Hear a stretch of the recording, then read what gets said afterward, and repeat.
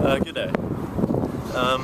Just a reminder that every call-out you have is an opportunity to check your farmer's BVD status and see if they need support in learning to control it or just where it's at.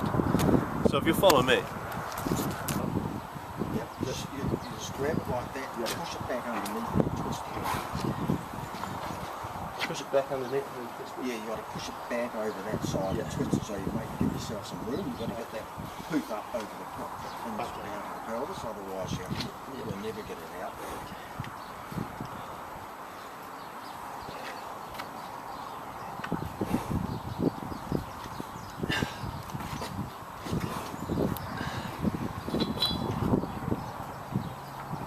Okay, there we go. Push it out. Twist it round, twist it round. Just bring the toe up through the pelvis.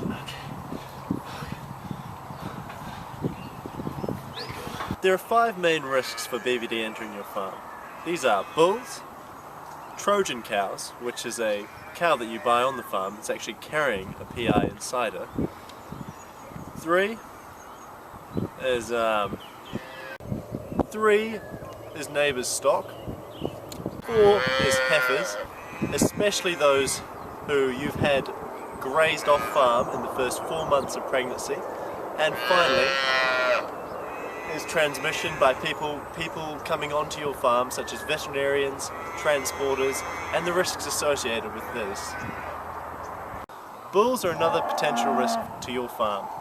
Ideally, what you should try and do is test them with blood or an ear notch test before they even come onto your farm.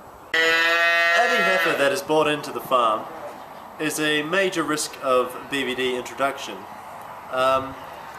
Now you have a few options here. You can either test every cow that's coming onto your farm for the virus and their calves when they produce them in order to rule out the chance of a PI being introduced into the herd, or you may cull or euthanize these calves as soon as they are born to prevent the spread of infection within your herd. Nose-to-nose contact is a very efficient way for the virus to travel across from your neighbour's farm onto your property. So look around your farm, assess where these weak points where potential nose-to-nose contact can occur, and think about increasing your security at these levels. A few options are to either double fence, so get up some electric wires and put them back across even maybe 2 or 3 feet, just to prevent that very close contact that's required for the virus to spread. Or you could hope, if you've got any hedges, you could have some hedges there. A major method would be to graze your herd so that they're not on these high-risk paddocks during that first 4 months of pregnancy, when you can get infected and cause a PI to be produced. Other methods is you could contact your neighbour, give them a ring, and try to coordinate both your herd's movement so they don't end up kissing at those periods.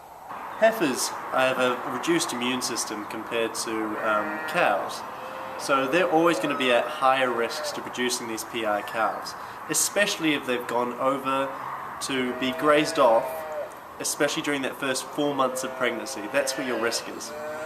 So if you are going to graze your heifers off farm, ask whoever's doing it to just keep them isolated during that first 4 months, which is critical to prevent spread of infection. Also, if you have heifer calves, as we do down here, what you should be doing is you want to test all of these for the presence of the virus, and if they have it, you're going to have to cull them. And they are weaner level, you're going to want to graze them in isolation to reduce the risk they pose to the milking herd. The final way which BVD can get onto your farm is from between herds through indirect contact. This is when a veterinarian, technician or transporter brings even a small amount of biological BVD virus from the last herd they were dealing with, who was infected, onto your farm. Now, there are a few measures you can do to prevent this. One is ensuring that all vets, technicians and transporters who come onto your farm have cleaned themselves and their boots and their equipment properly. So ensure their gumboots have been washed.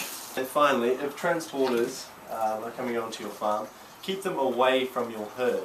Have them park up somewhere away from your farm and lead your cattle there for transportation.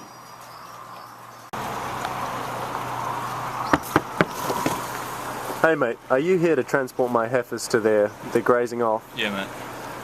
Have you been using this vehicle to transport any other calves recently? Yeah, I've just done 150 stragglers from Greg's place down the road. Oh well, mate.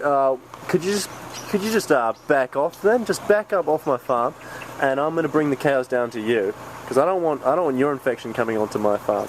So if you can just back up, mate. Fair enough, mate. There you go. Back up.